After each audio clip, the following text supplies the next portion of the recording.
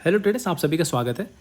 इस चार्ट को समझने से पहले हम सबसे पहले जो हमारा जो रेगुलर रूटीन है उसको समझने की कोशिश करते हैं, जो हम डिफरेंट टाइम फ्रेम पे एनालिसिस करके आगे चलते हैं।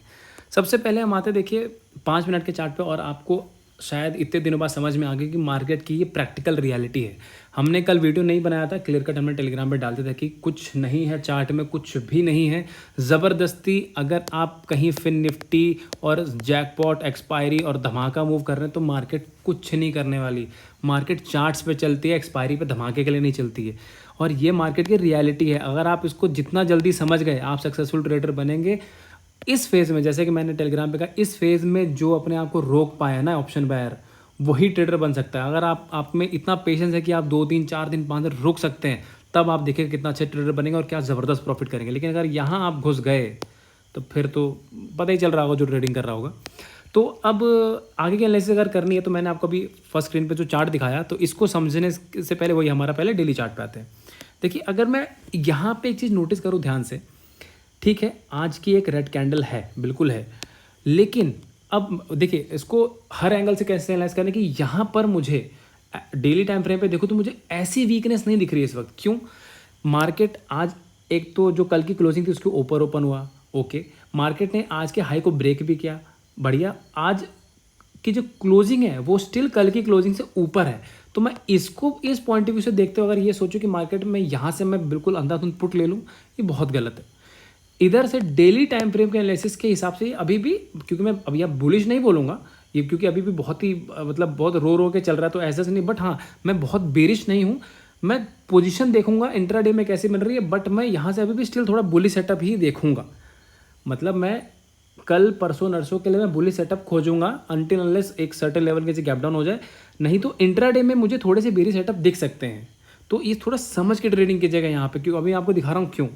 देखिए, अगर मैं सिंपल 5 मिनट के चार्ट पे हूँ, यहाँ बस सिंपल एक एनालिसिस करो। देखिए आज क्या हुआ, मार्केट यहाँ पे और थोड़ा सा गैप अप खुली है, थोड़ा सा नहीं मतलब हाँ ठीक ठाक गैप अप थी, करीबन 60-70 पॉइंट ऊपर यहाँ पे खुली। मार्केट यहाँ से अब वापस गई, एक तगड़ी सेलिंग आई, एंड पूरा दिन कंसोलिडेशन करने के बाद मार्केट ने अपने आप को नीचे ही क्लोज किया। ये मैं इंट्राडे पॉइंट ऑफ व्यू से इसलिए कह रहा हूँ कि डेली चार्ट में तो मार्केट फिर भी ठीक है, लेकिन इंट्राडे पॉइंट ऑफ व्यू से थोड़ा सा मुझे वीक लग रहा है, क्योंकि मार्केट ने यहाँ क्लोजिंग दिया। अगर मार्केट मान लीजिए थोड़ा सा ये करके कंसोलिडेशन थोड़ा यहाँ भी क्लोज करता ना, तो हम काफ़ी एक थोड़ा सा बुली सेटअप लेके चलते। लेकिन जस्ट बिकॉज यहाँ पे क्लोज किया है, तो हो सकता है मार्केट कल फर्स्ट हाफ में एक डिप दे दे एटलीस्ट, और उसके बाद से फिर वापस रैली स्टार्ट कर सकता है। तो हमें सारे सिनेरियो डिस्कस करेंगे कि हम कहाँ से पुट लें, कहाँ से कॉल स्मॉल एसएल से प्लान करें और कहाँ से एग्रेसिवली पुट हो जाए। इस चीज़ को समझना पड़ेगा ध्यान से। तो इस चीज़ को जानने के लिए हमें सबसे पहले जो मैंने ये चार्ट बनाया, जैसे कि हमेशा आपको कहता हूँ, जब एक ऑप्शन बायर तभी सही ट्रेडर है जिसको पैरेलल चैनल राइजिंग और डाउनवर्ड में बनानी आती हो। बेसिकली या तो वो चैनल ऐसे बना सके अपवर्ड ट्रेंड में, या तो वो ऐसे कर सके, क्योंकि इसमें आपके पास एटलीस्ट कुछ सेटअप है करने को। अगर हम ये सोच रहे हैं ना कि बॉक्स के अंदर ट्रेड करेंगे ब्रेकआउट और ये कर लेंगे, मैं सच बता रहा हूँ, आप 100 में से 99 बार एसएल खाएंगे। 100 में से 99 बार। अगर आप ये सोच के ट्रेडिंग करें कि ये बॉक्स हो गया और ऐसे ऐसे है, इसके ऊपर चला गया तो कॉल, इसके नीचे पुट, इसमें आप लॉस ही खाएंगे गारंटी। इसलिए अगर आप ऑप्शन बायर है, आपको इस तरीके से चैनल बनाना आना चाहिए। अब थोड़ा इसको चैनल को समझते हैं ध्यान से। तो जो तो मेरे से क्लास लिए हैं उनको मैंने चीज़ बताई है, और वो ये चीज़ समझ सकते कि मैं यहाँ पे क्यों मना करता हूँ पुट के लिए। और जिनको मैंने क्लास में बताया है तो वो मुझे कमेंट सेक्शन में बताना कि ये मैंने आपको बताया कि नहीं कि इस जगह पे पुट नहीं लिया जाता है, ठीक है।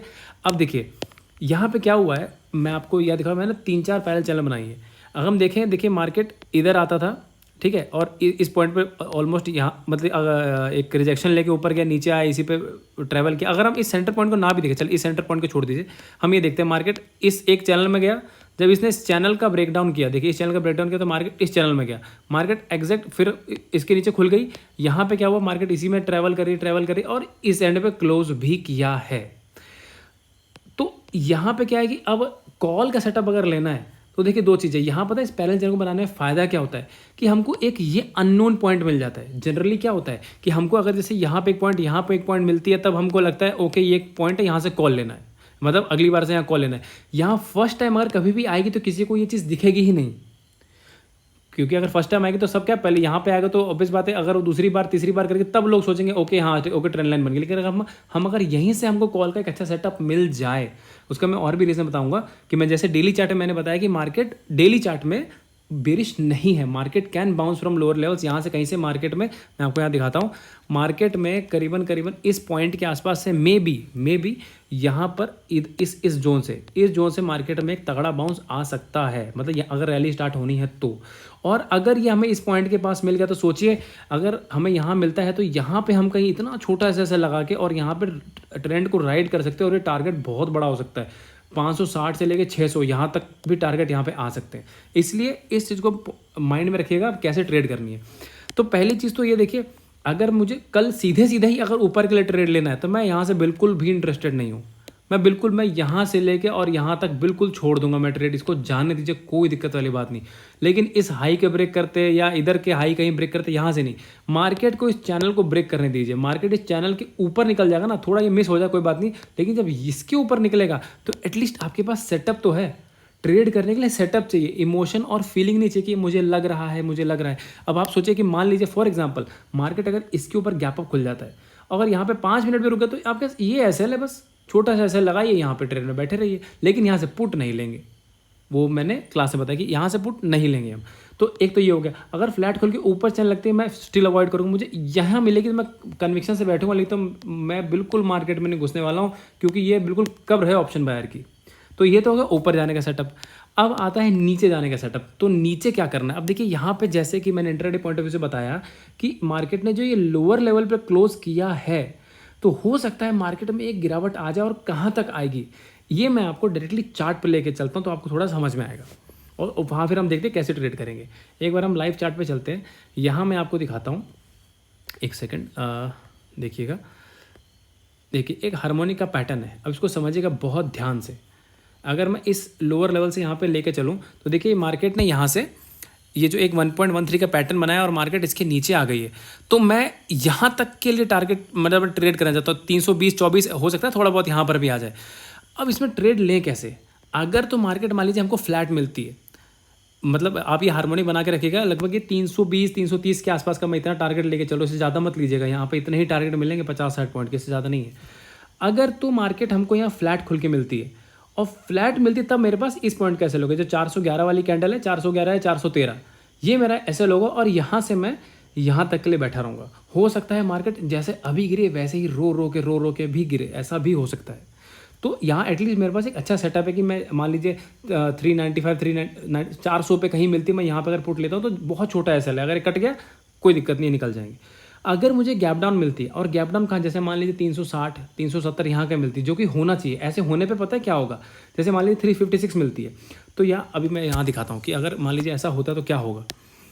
तो इसमें सबसे बेस्ट सेटअप क्या होगा कि मान लीजिए गैप डाउन हमें यहाँ कहीं मिलेगी, हमारा टारगेट तो इधर कहीं है, और यहाँ से खुल के मार्केट स्लो करके यहाँ तक मिल जाएगी, और फिर यहाँ से जब यहाँ पे नीचे आएगी तो ये टारगेट भी 320 का इस ट्रेंड लाइन के आसपास आ जाएगा, इस ट्रेंड लाइन के आसपास। तो हो सकता है हमको यहाँ से एक बाउंस भी मिल जाए। और उसमें एक और फायदा क्या है कि अगर यहाँ से जाएगी तो थोड़ा हमको और ही ऊपर मिलेगा, इस ट्रेंड लाइन पे हमको यहाँ पुट लेने को मिलेगा, तब हमें यहाँ पे अच्छा खासा टारगेट मिलेगा। तो बेसिकली गैप डाउन खुलती है तो सीधे नीचे चलेगी, फिर तो मुझे कुछ करना ही नहीं है, फिर तो मैं कुछ नहीं करूँगा। अगर मुझे अब मूवमेंट दे दिया तब मैं एक पुट ले लूँगा, छोटा सा मेरा यहाँ पे एसएल हो जाएगा, क्लियर कट। अगर मुझे मार्केट मिलती है, अब मुझे जो मैं एग्रेसिव पुट की बात कर रहा था, अगर मार्केट गैप डाउन खुलती है और गैप डाउन देखिए इस कैंडल के नीचे, यहाँ पे कहीं इस पॉइंट के नीचे गैप डाउन खुलना चाहिए। अब इस पॉइंट के नीचे खुलेगा तो यहाँ पे, क्योंकि ये जो हरकत मार्केट ने की थी ना, यहाँ पर सारा खेल यहीं पर है।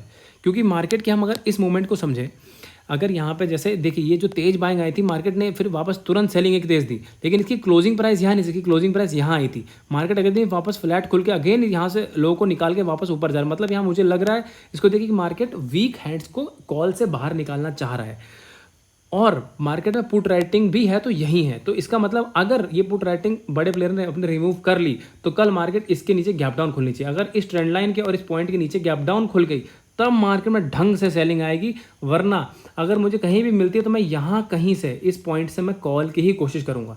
फॉर एग्जांपल हमें जितना इस ट्रेंड लाइन के पास मिले, यहाँ कुछ अच्छा सा एक हैमर मिल जाए, कुछ डब्ल्यू कुछ यहाँ मिले इस जगह पे, तो यहाँ मेरे पास एटलीस्ट एक एसएल डिफाइंड है, तो मैं यहाँ से कॉल लेने की कोशिश करूँगा। तो बेसिकली अगर मैं इसको थोड़ा समराइज़ करने की कोशिश करूँ, अगर आप थोड़ा वीडियो ध्यान से देखिएगा तो मेरा सिंपल है कि अगर फ्लैट खुल के मार्केट ऊपर जाती है तो मैं इधर से ही कॉल लूँगा, इसके ऊपर से पुट यहाँ से मैं नहीं लूँगा। अगर मुझे यहाँ फ्लैट खुल के फ्लैट मिल के यहाँ मिलती है तो मैं यहाँ के एसएल के साथ इधर तक के लिए थोड़ा सा यहाँ तक के लिए टारगेट मैं ले लूँगा।